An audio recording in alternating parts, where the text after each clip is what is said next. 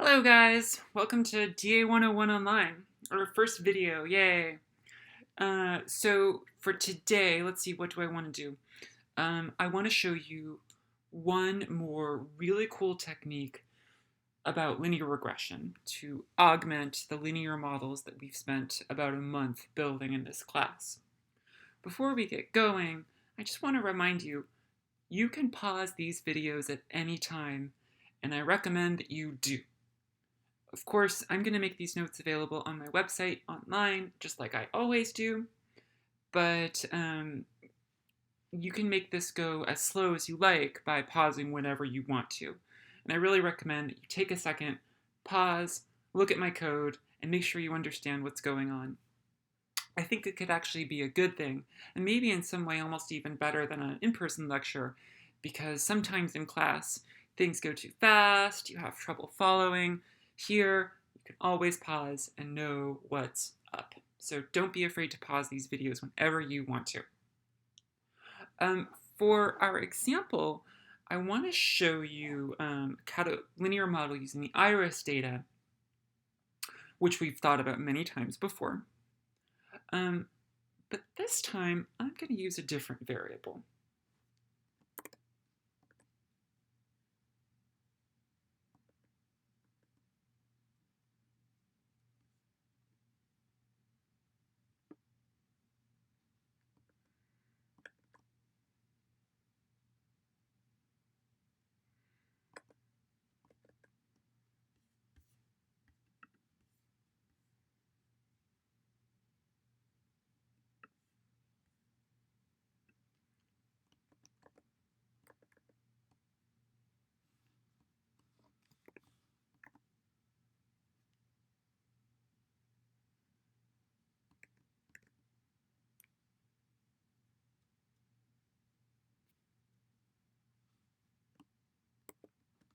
Let me show you.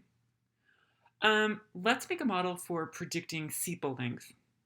And I'm only picking sepal length because it's the first one there, just as an example. But this time, I'm going to predict sepal length based on species. Our model here is to predict sepal length based on species. Now, hold on. That seems kind of weird to me. My favorite question, right? Why is it kind of weird to make a prediction based on species? If you don't automatically know, you might want to pause for a second and think about why species is a weird choice to use for this model. Did you pause? The reason that it's so weird is because species is categorical. Wait, species is categorical,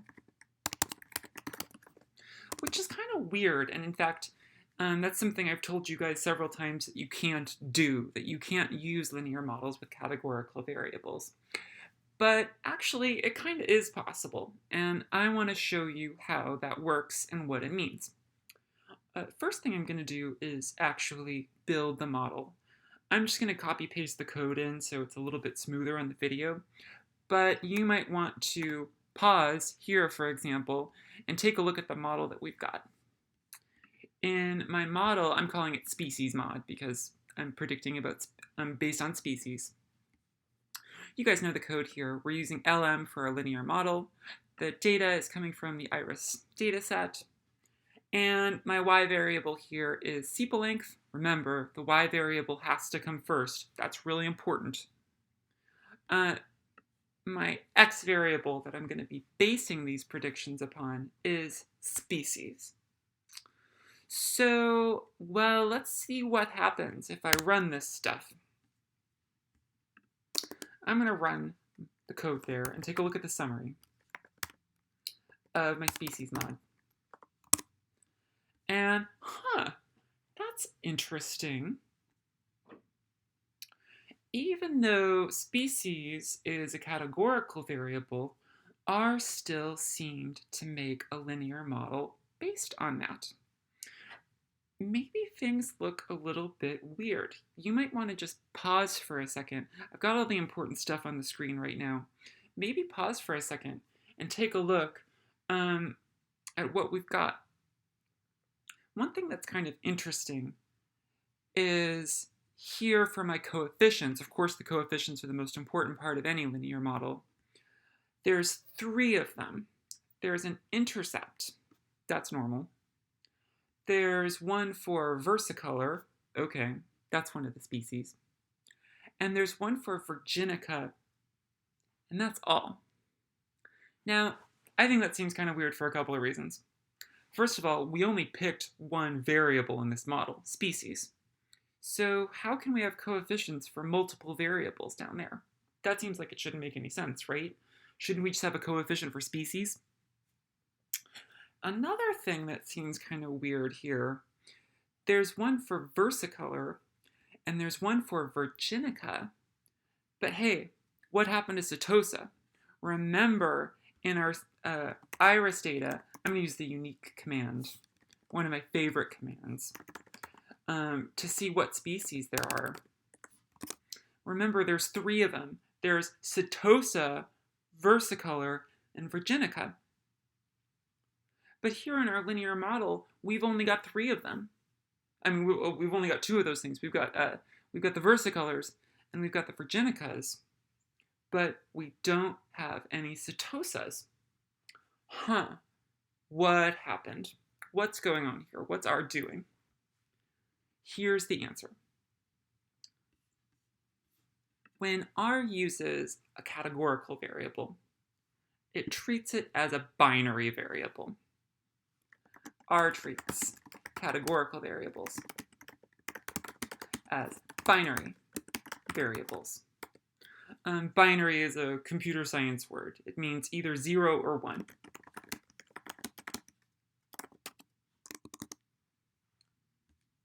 And we think of that as an indicator. Either it's there or it's not. In the case of species, we need to think about all 3 species. Either it's a setosa or it's not, or it's a virginica or it's not, or it's a versicolor or it's not. The indicator variable tells us which one it is. So the equation in this case looks something like this. Here's what our equation looks like. It's kind of different from what we've seen so far. For y hat, that's our best fit line, the prediction that we usually think about. There's an intercept. And according to the model, that's 5.0060. Then the next variable, x1, you can see it's versicolor right here. That's got a coefficient of 0.9300. Let me write that down. 0.9300 times x2. I'm going to write it like that. And then there's one more for virginica. That one's 1.582. So the equation looks like this. 1.582 x3, where x2 is for versicolor, and x3 is for virginica. So wait a second, hold on. How exactly does that work? Depending on the combination of x1 and x2 and x3, we can tell which species we're talking about. Let's think about it this way. If the plant is setosa, then both x2 and x3 are 0. Makes sense. If the plant is a setosa, then it's not a versicolor and it's not a virginica. So both of those things are 0, and we get 5.006. Note, that's the mean setosa. Note, 5.006 centimeters is mean setosa length? You can check. So in other words, if it's a setosa plant, the model just predicts whatever the average for setosas are. Okay, well, what if it's a virginica? If the plant is, oh sorry, I guess versicolor is next. If the plant is versicolor, then x2 is equal to 1 and x3 is equal to 0. In this case, we do have a versicolor plant, so the versicolor variable is 1, indicating yes, we are talking about a versicolor plant. x3 is 0 because we're not working with a virginica plant. Now, that makes sense to explain which plant we're talking about. But what's this 0.93 stuff? What's that all about? That's the difference in mean from setosa. Question. What's 0.93? It's the coefficient. What's that 0.93 stuff right here? That's the increase in mean for versicolors based on setosas. Answer here. Versicolors have a mean sepal length 0.93 greater than setosas. In other words, the mean versicolor sepal length is 5.006 plus 0.93. That's 5.936. Again, you can check that. So if we've got a versicolor plant, the model does exactly the same thing. For versicolor plants, the model predicts mean versicolor length. Makes sense. It's kind of blunt. It's just telling us what the average is. But that's a reasonable starting place. If it's a versicolor plant, the model predicts the average for versicolors. Lastly, for virginicas, we get something really similar. Question, or how about if, let me make a list here. 1, that's for setosas. 2, that's for versicolors. And 3, if the plant is a virginica, the last of the 3 species, then x2 is equal to 0 and x3 is equal to 1. The indicator variable for virginicas is 1. So the coefficient does exactly the same thing. The coefficient, that one's 1.582. You can still see it here at the top of my screen. 1.582 is how much bigger the mean for virginicas is than setosas. Is how much greater the mean virginica is than mean setosa. So to put it all together, i.e. the mean virginica sepal length is, let me ask, R 5.006 plus 1.582, 6.588. So that's what the model is doing. In other words, for categorical variables, the model simply predicts the average for each category.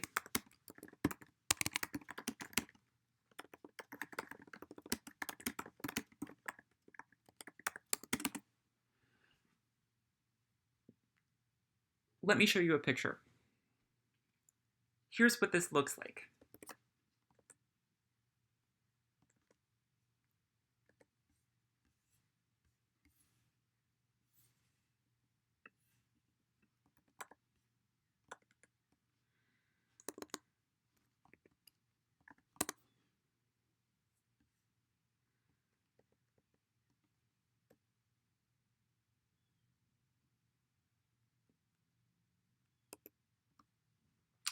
Okay, I'm going to paste the code in. So you might want to take a second and pause on this screen to make sure you know what's up. What I'm doing here is I'm going to make a plot that shows what this linear model looks like. It's kind of hard to make this plot because there's 3 different lines. Let me show you the result. Here's what we get. This is a picture of what's going on with this model. There's 3 species, Setosa, versicolor, and virginica. And for each one, the model is predicting whatever the average is. Here's the sepal, the y-axis. So the blue one here is the prediction for virginicas. That was the biggest one. The versicolor, the middle one, that's the prediction for versicolors. And setosas are red down here. That's the prediction for those. This is a picture of what this model looks like. Kind of weird because there's 3 different things going on with this model. There's 3 different lines. But that's the basic idea for how regression on categorical data works. It just uses the categories as a different y-intercept for each one. For categorical variables, the model splits according to the levels of the category. Here, species has 3 levels.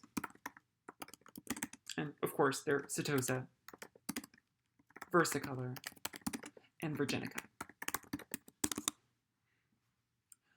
One interesting feature of this, R always has to assume a baseline for which one is which. One of the levels always gets absorbed into the y-intercept. One of the levels is chosen as a baseline. And R does this automatically. Usually, in the case of a categorical variable, it does it by alphabetical order. Here, S, Setosa, is the first one. So it made Setosa our baseline intercept. You can see that, by the way. I'm going to scroll up. I'm about to scroll up. Let me show you. You can see that happening right here. That's why we didn't see Setosa as one of the coefficients. R assumes Setosa as a baseline. And that's also why the other coefficients are dependent upon that baseline. 0.93, that's how much bigger the average of versicolors is than Setosa. And 1.582, that's how much bigger virginica averages are over Setosas. Setosa is the assumed one, and then we're kind of toggling or switching on and off for each additional one. If it's a versicolor plant, then X2 becomes 1, and we get an extra thing there. If it's a virginica plant, then X3 is equal to 1, and we get this extra thing stuck in there.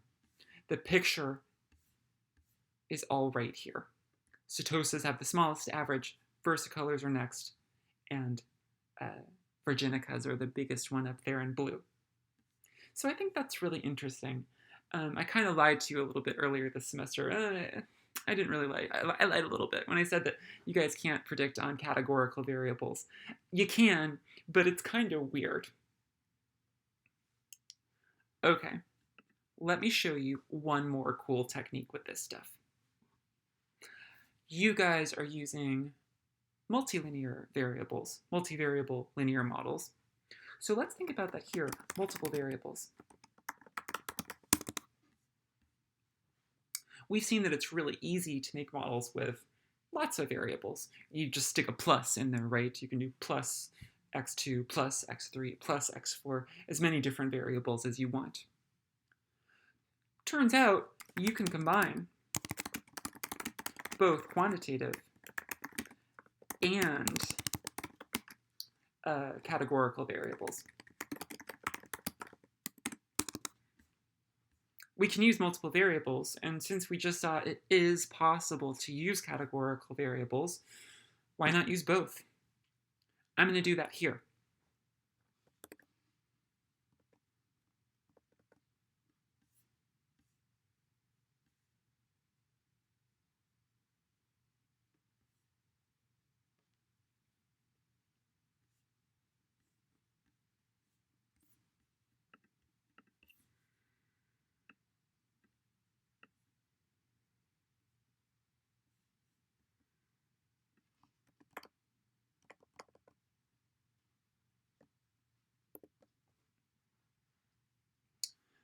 So for this one, on this example model, I'm going to predict sepal length,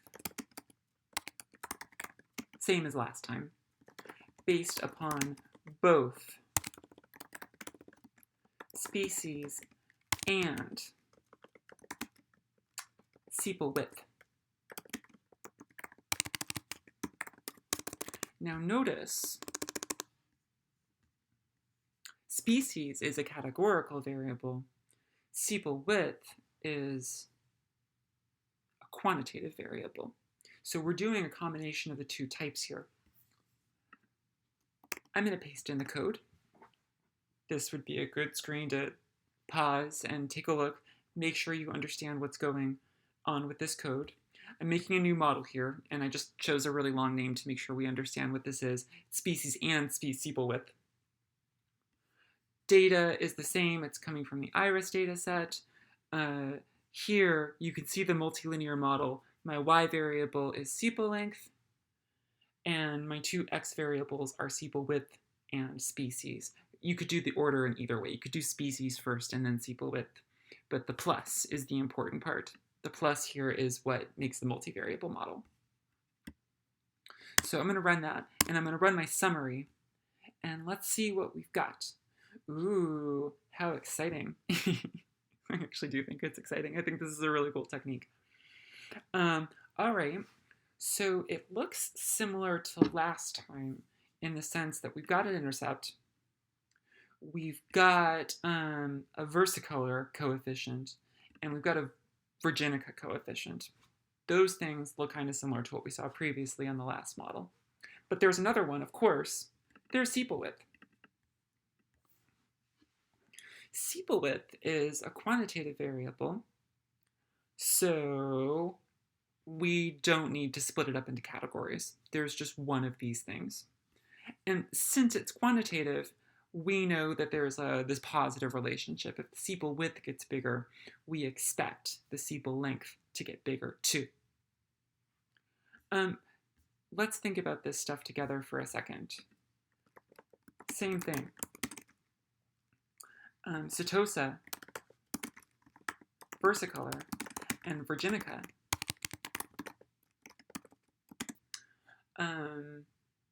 They all have indicator variables, or binary. 0 or 1. 0 means it's not in that category. 1 means it is in that category. But there's another one.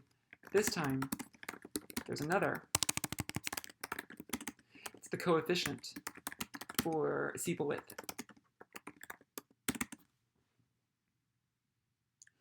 Let me show you a picture of what this model looks like.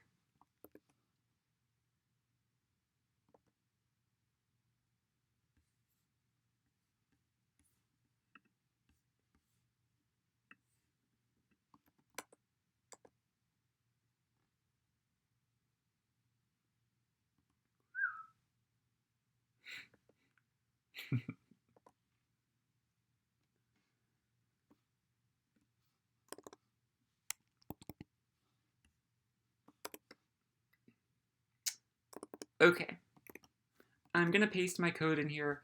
Again, don't worry too much if this code seems kind of weird. it's difficult to plot these things because there's lots of different lines going on. There's going to be 3 lines again. When we run it, here's what the model looks like. Again, we get 3 different lines for each one. The specific model that we've got depends on which species we're looking at, Setosa, versicolor, or virginica. But now it's not just a flat line. The coefficient for sepal width actually matters in this one because we included sepal width in the model. Bigger sepal widths in general mean bigger sepal lengths. But now we can incorporate both of these things. We've got both species, and we get a line for each one, and also sepal width. So it's pretty easy to write the code. These plots here, this plot for showing this, don't worry. You guys don't need to know how to show this. What you do want to know is all of this stuff. Making your linear model, which I think that you guys can do just fine. It's easy. Just use plus, and you can stick in more variables. And here, you'll want to think carefully about the coefficients. Just like before, Setosa is our baseline. That's the one that's built into the model. Versicolor and virginica get these differentials. If we know it's a versicolor, it increases our estimate. If we know it's a virginica, it increases our estimate even more.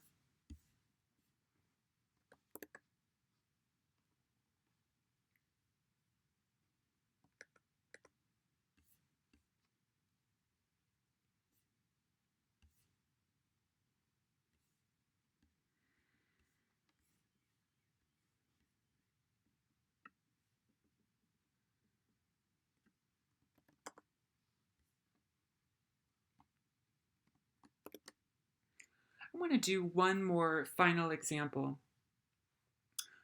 to show a combination of variables. Here's our final example. On this one, I'm going to predict sepal length based on all the other variables. Let me show you.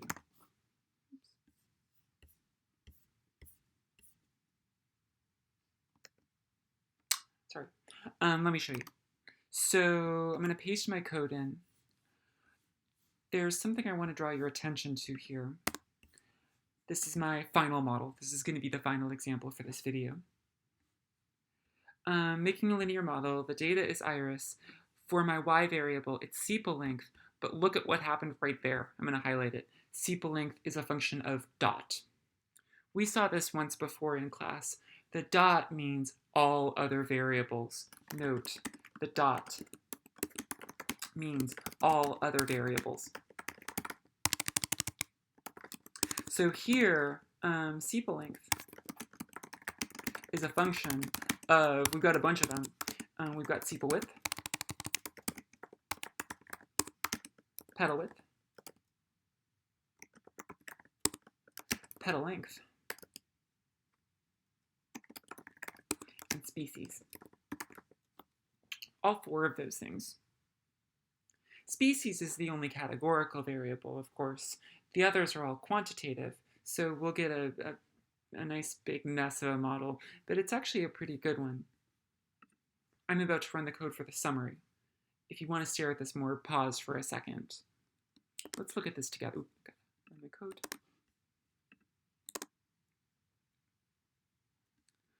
So you can see in our coefficients, hopefully this seems pretty predictable.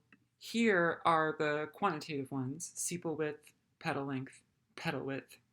And then we've also got the indicator variables for the categorical one, species. The intercept is Setosa. That's the one that's baked into the model. Versicolor and virginica get differentials based on that. And I just want to point out, our R squared on this, if you play along on your own with these and try this code on your own, you can see this R squared is by far the biggest of any of the ones we've gotten so far. The previous model was 0.4 something. Here, our R squared is 86.7%. So in other words, our model here is actually doing a pretty good job. We're using all of the other variables, and we're getting a fairly good predictive power on this. 86.7% 3% of all the variation that we see in sepal length is explained by the relationship with these other 3 variables, which is pretty good. That's most of it. So this technique can be a really cool way for you to add more variables to your model. Now, of course, be careful. More variables doesn't always mean better. Remember when we Googled Occam's razor in class? Simple explanations are the best when possible. So when you're thinking about your work, make sure to think about a good story for why you're including those variables, especially in both this lab and the next lab that's coming up. Don't just stick all the variables in there as an explanation.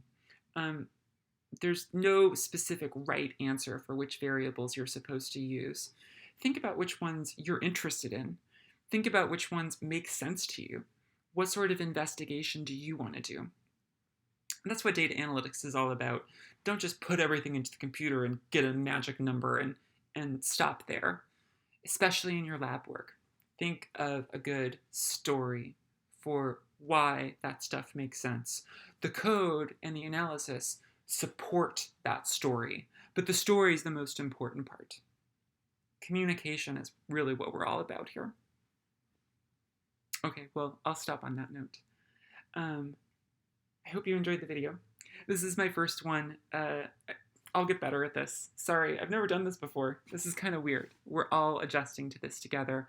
But I think we can still make the most of this, and I know that I can show you guys some really cool techniques that you can use everywhere. Okay, bye guys. See you later. See you in office hours, virtual office hours, or email. Check your email, of course. Details and announcements and things like that will always come in email, so check for those. Bye. See you next time.